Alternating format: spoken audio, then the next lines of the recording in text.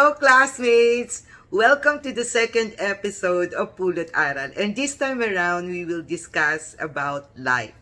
And one of the trending issues that's been in the social media for quite some time, and it's dying down a little bit now, is the issue when Miss Frankie Pangilinan, the daughter of Sharon Cuneta, ended up commenting on one of the posts of the Lucban police, and then Ben Tulfo gave his share of opinion about it. So, I will give you a brief background as we continue on this episode 2 on what that issue is. And of course, the reason why we are doing this video is ano ba ang pulot aral or lesson learned from this issue. So, mga classmates, don't go away.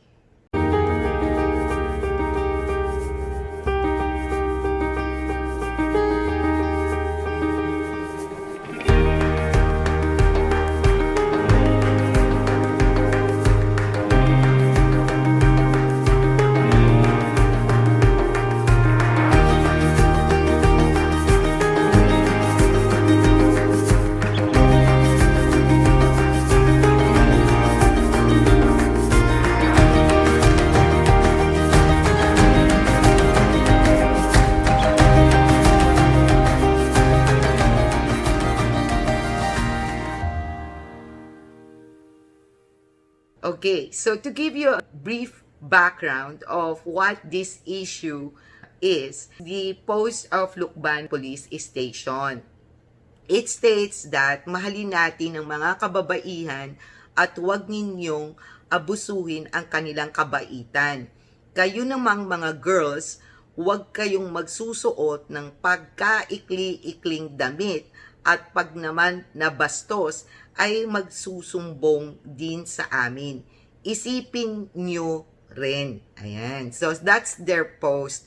And then, Miss Frankie Pangilinan ended up commenting on it that instead the police blaming women wearing sexy clothes, and that's the reason why they ended up probably getting rape, which she considered as the rape culture, that you blame the women rather than the rapists. This ended up Mr. Ben Tulfo making a comment about it. And he says that Iha, a rapist or a juvenile sex offender's desire to commit a crime will always be there. All they need is an opportunity when to commit the crime. Sexy ladies, careful the way you dress up. You are inviting the beast. And because of this response of Ben Tulfo's tweet of Miss Frankie Pangilinan, I believe that Miss Frankie Pangilinan felt that she was being patronized by Mr. Ben Tulfo by calling her Iha. And she ended up compounding the situation by directly responding to it as well. So she says that rape culture is real and a product of this precise line of thinking, where the behavior is normalized, particularly by men.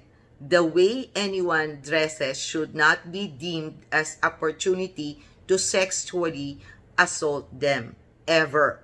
Calling me Iha will not belittle my point. Ayan. So, because of this, it became even worse when one of the netizens, supposedly named Sonny Alcos, ended up commenting this: "Pasalamat ka, Iha, kung ang edad ko 12 years, magtago ka na sa tatay mong senador Kiko Maching Pangilinan dahil hahanapin kita para gahasain. Tapos, sisihin mo tatay mo dahil hindi makukulong." And because of this post, he got the wrath of Miss Sharon Cuneta, who is the mother of Miss Frankie Pangilinan, and ended up creating a series of posts. Okay, as you can see, she created a lot of tweets, and one of the tweets even states na maaaring mas matagal bago kasi mamintas ng batas na gawa ng senador, aralin muna. Sorry po mga Sharonians, but this monkey crossed the line. Bobo, tanga, higit sa lahat, wala kang takot sa Diyos. Ang kapal ng pagmumukha mong patulan ng issue at pagsalitaan ng ganito ang anak ko. And then the government or President Duterte got into the mix because one of the posts of Ms. Sharon mentioned his name or even President Duterte's name. Like for example, ginagawa ng anak kong disente at matalino. Pinagmamalaki mo pang Duterte supporter ka. Ganun ba? Alam mo bang kahihiyang ka sa Pangulo? At para sa kaalaman ng isang bobong katulad mo, ang juvenile justice law ay hindi parusahan ang mga kabataang may krimen, kundi kung. Ayan. And then, there are a lot more series of her tweets and posts pertaining to this person. And there is even a sort of a threat on this Mr. Sunny Alcos that I will find you, you face me, you coward. Tandaan mo kung sino ako, nanay ni Casey, Frankie, Miel at Miguel. You crossed the line, Cuneta said. God help me and the law. God help you when I find you. Hindi kita patatahimikin. Tandaan mo ito. Ako ay anak ni Pablo Cuneta. Mali ang binangga mo. So anyway, because of all this series of posts of Ms. Sharon Cuneta, ended up a lot of netizens commenting on it. And one of these is even the comment from a lawyer, attorney Nick Nangit. And so, let's read the post. Tama ka, Shawi. Aralin muna ang batas. Lalo ka na. Kung binasa mong maigi ang sinabi ni Sunny, ginamit niya ang salitang kung. Ang ibig niyang sabihin ay kapag ibinaba niya ang edad niya sa edad na saklaw ng batas, hindi siya makukulong. Sinabi niya yan para makita ng lahat ang epekto ng batas na yan. Ito ang dating sa isang tao na hindi puno ng galit, kundi kalmado ang pag-iisip.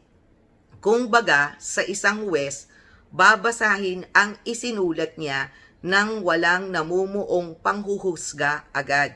Suriin natin, hindi lahat ay kagaya mo kung umintindi. Oo, nanay ka ni Frankie, karapatan mo ang magalit, pero iba ang konteksto ng sinabi ni Sunny. Totoo ang sinabi ni Sunny na hindi makukulong ang isang 12 anyos na bata. Maaari niyang gamiting halimbawa ang isang imaginary victim, pero ang ginamit niyang halimbawa ay ang anak mo.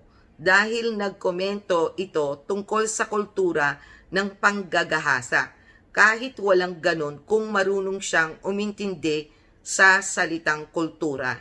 Hindi ba pwedeng gamitin si Frankie na halimbawa just to drive home the point na ang ama niya mismo ang nagpanukala ng batas na yan? Siyempre, hindi ginamit ni Sunny si Casey dahil anak mo ito sa ibang lalaki. Sa mga sinabi mo, Shawi, ano ang anak mo? Untouchable? Pag ginamit siyang halimbawa, kawalan agad ng respeto? Nasa pedestal ba siya ng mga sinasanto? Di ata ako na-inform. Hindi ito usapin na babae siya, kundi usapin ito ng posible panggagahasa ng isang menor de edad na hindi makukulong. Gets mo? Bakit hindi makukulong? Dahil nga ayon sa batas sa murang edad na 12 ay hindi pa nito nauunawaan ng lubusan ang tama at mali, pati ang kawalan ng kalayaan pag gumawa ng krimen. Kung tinanggal man ni Sunny ang mga SOCMED accounts niya, karapatan niya yon. Marami siyang pwedeng maging dahilan at hindi ang dahilan lang na naiisip mo. Wala kang pake sa gusto niyang gawin at hindi makokontrol yan nino man.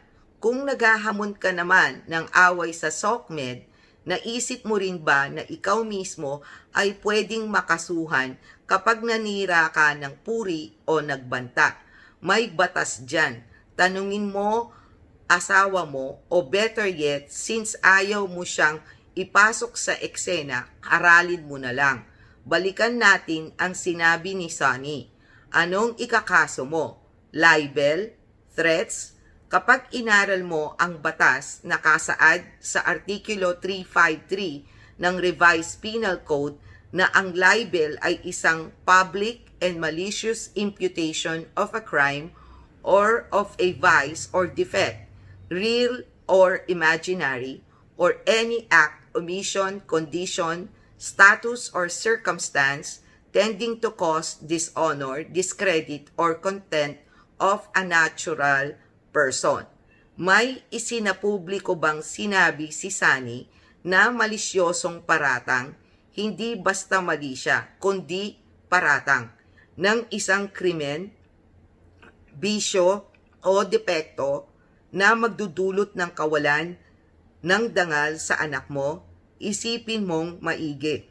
Ang nakasaad naman sa Artikulo 282 ng parehong batas, ang grave threats ay kapag may threaten another with infliction upon the person, honor, of any wrong amounting to a crime.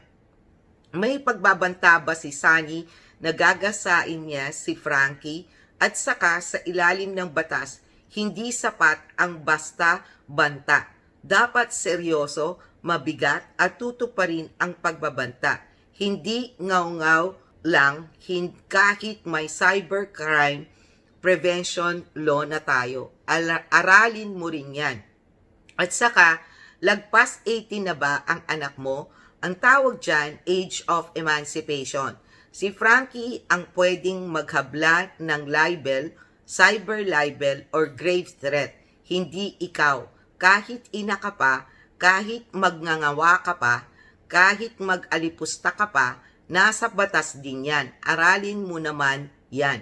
Huwag nating kalimutan na hindi naman maibabalik na ang panahon at bumata muli si Sunny.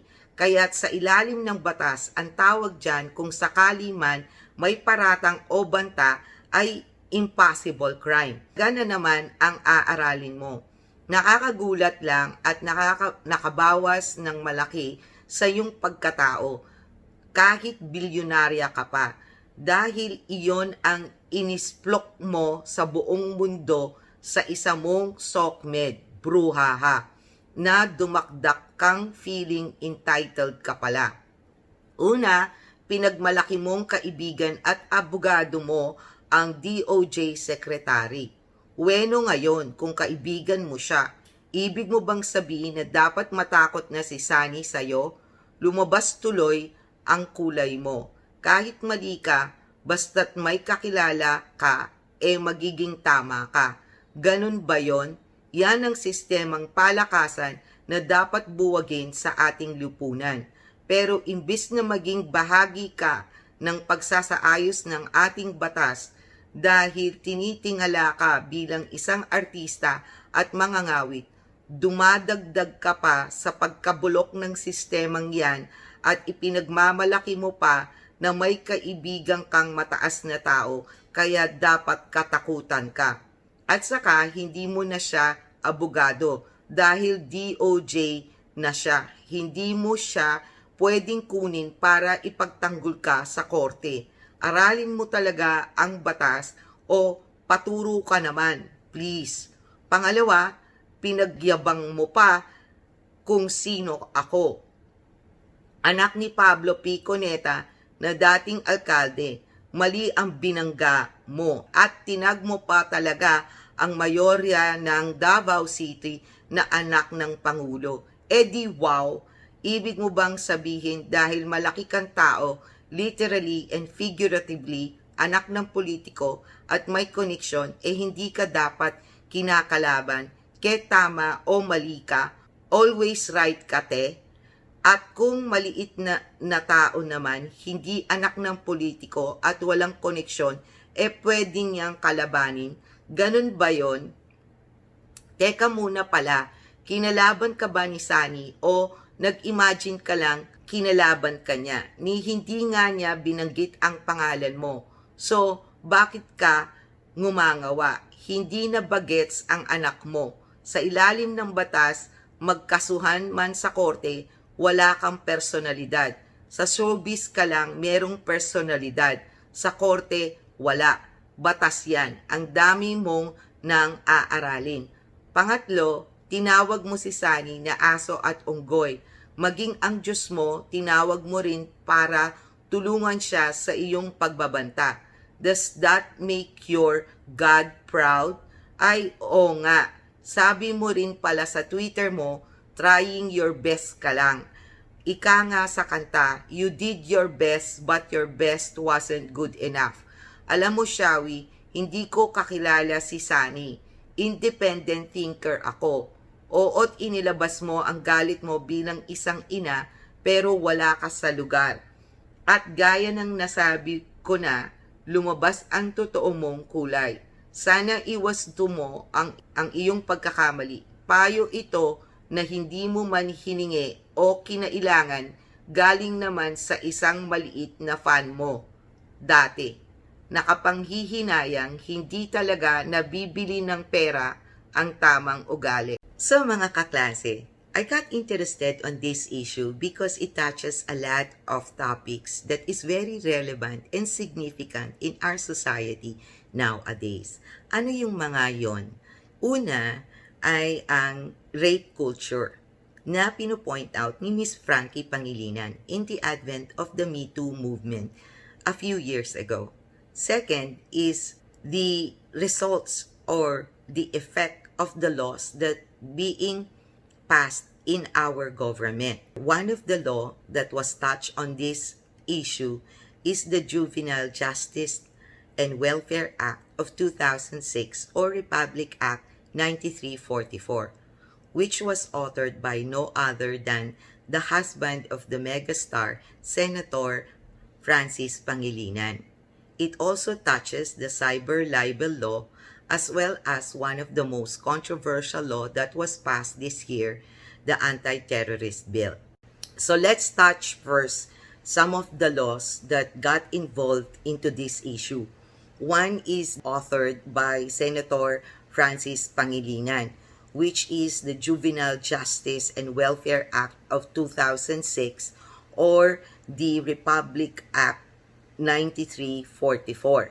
There is a recent amendment being proposed in the lower house by lowering the age of responsibility from 15 years old to 9 years old. To be just clear, in the current law, 15 years old below is absolutely exempt from criminal responsibility. And because of this reason, a lot of unscrupulous people use these children to do their criminal acts on their behalf. So there is now a proposal to lower down the age of from 15 years old to 9 years old. And for those that are between 9 years old and above and not more than 18 years old, they're in crimes that they commit, like for example, murder, homicide, parricide, infanticide, violation of Dangerous Drug Act, rape, carnapping, kidnapping, they will pay for their sins but is still not included in the main prison community. They will stay at the Bahay Pag-asa sa ilalim ng DSWD. Sila ay ituturing na kriminal pero hindi sila ilalagay sa mga selda ng mga common criminals. Sila ay ituturing na children in conflict with law. Pangatlo, sino man ang gumagamit sa mga batang ito para gumawa ng krimen on their behalf will have a punishment of life imprisonment. What the proposal is trying to do is to lower down the age of criminal responsibility. Another law that got into the mix into this situation is the Cybercrime Prevention Act or Republic Act 10175. This was signed into law on September 12, 2012. Actually, it is a law considered to be 11 years in the making. And what it involves is that it penalizes 16 types of cybercrime. And that is illegal access, illegal interception, data interference, system interference, misuse of devices, cyber squatting, computer-related forgery, computer-related fraud, computer-related identity theft, cyber sex, child pornography, and of course, libel. And this must be committed through a computer system or any other similar means which may be devised in the future. And of course, this has a higher punishment in comparison to libel. Okay, mga classmates, if you like this topic, please give me a thumbs up. And I would truly appreciate if you subscribe on this channel and hit that notification bell so every time I upload, you will be notified. It is the intention of Pulot Aral channel to donate, if gets qualified from YouTube, half of its proceeds for people with disabilities but unfortunately wasn't given an opportunity to have a better life. Alam niyo po mga kaklase, I am a disabled person myself, but I am lucky enough to be given good parents and opportunities to make something out of my life. So in return, I want to give back to the community that I believe really needs help. Sana po matulungan niyo ako sa inyong click na wala pong ilang segundo na inyong gagawin. So hopefully, please follow my channel and do comment below on what topics you want me to deal with, that we can give lessons about health, life, politics, career, and money. Let's proceed with the lessons that we learn from the various characters in this issue. First, from the Lucban Metropolitan Police. I believe that what they were just trying to do is the same quotation that was given by Benjamin Franklin, which is, an ounce of prevention is worth a pound of cure. They are just asking our cooperation in trying to avoid, or as much as possible, be aware in what we wear. I know that it is not the fault of women if they get raped, and there's no enough justification by anyone to rape or sexually abuse someone. So whatever you wear does not justify getting raped or being sexually abused. However, mga kaklase, we have to be realistic that rapists and sex offenders doesn't really think the way we think. So sometimes it can trigger their psychological mindset if they see a woman wearing something like sexy clothes. And this might end up having that woman a target for their bad intentions. So, para sa akin, ang sinasabi lang ng Lucban Police is that tulungan natin sila as much as possible if you can avoid wearing sexy or provocative clothes, especially on areas na medyo hindi safe or areas na medyo delikado, then please do so. It is just a preventive act. Another thing na natutunan ko sa Lucban Police, and at the same time with this Sonny Alcos, this came from cushioned wisdom. Words are free. It's how you use them that may cost you. I believe na sometimes the intention is good. However, when we use the wrong way of expressing ourselves, this may be taken by others in a different way. So, maganda naman sana ang intention ng Lucban Police, and the same way, I believe, Mr. Sonny Alcos, but unfortunately, the way they delivered the message can be interpreted in not a good way. by others, especially with Mr. Sunny Alcos. However, I think he really intends to do that so that it will catch the attention of the majority of the people who are reading that post, including the family of Senator Pangilinan, because he is driving at the effect of the law that he implemented, which is the Juvenile Justice and Welfare Act of 2006. And in the end, he actually got and achieved his goal, which is to attract the attention about this law. The third is, what did I learn from Mr. Ben Tulfo? A good speech should be like a woman's skirt, long enough to cover the subject and short enough to create interest. This is from Winston Churchill. I think by responding to Frankie Pangilinan's post, no matter how short the message he has given, it created such reaction that it drives immediately the message he is trying to deliver. So, minsan hindi natin kailangang magsilita ng masyadong mahaba para lang sabihin natin kung ano talaga ang ating ipinupunto sa ating mensahe. From Miss Frankie Pangilinan, this is what I've learned from her. All I need is a sheet of paper and something to write with, and then I can turn the world upside down.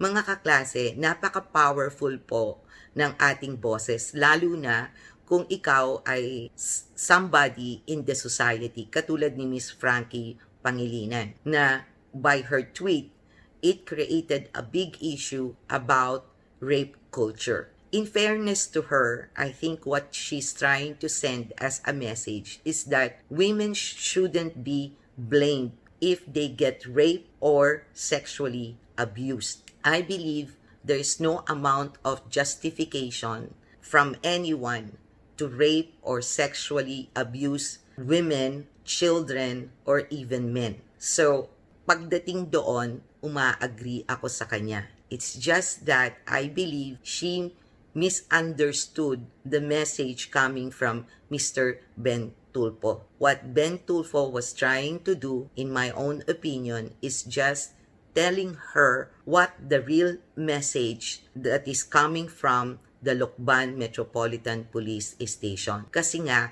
hindi mo naman pwedeng pagsabihan ang mga taong talagang masama na ang utak, katulad ng mga rapist at sex offender. So, para magkaroon ng prevention, tulungan natin ang ating mga kapulisan para hindi rin naman sila mahirapan sa pagtugis sa mga taong ito. And then the lastly, which is, the megastar of this issue, Miss Sharon Cuneta. Don't mix bad words with your bad mood.